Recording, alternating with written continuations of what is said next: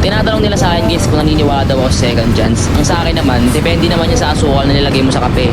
Tapos, pag tulog na yung bata, tsaka ka na lumabas. Kasi hindi mo naman malalaman na mabaho yung kanal pag mo yung manok na bagong luto eh. Kasi pansinin nyo yung mga isda, pag hindi yan nakahinga sa lupa, paano yung mga ostrich? Yung mga dinosaur, di ba, wala na sa mundo. Pati ba naman yung mga platypus na bagong usbong pa lang gusto nyo nang kunin. Mali rin na bigyan mo ng sapatos yung tao tapos hindi mo alam yung size ng paa niya kasi yung unan nga hindi mo nga maamoy, hindi mo malaba kasi sabihin mo bibigyan kita ng helmet kahit wala ka namang paa.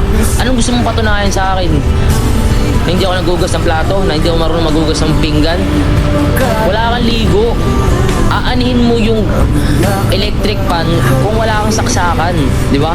Di ba? Isipin nyo na lang guys, isipin nyo yung thermos, pag lumamig yan guys, wala kang magagawa.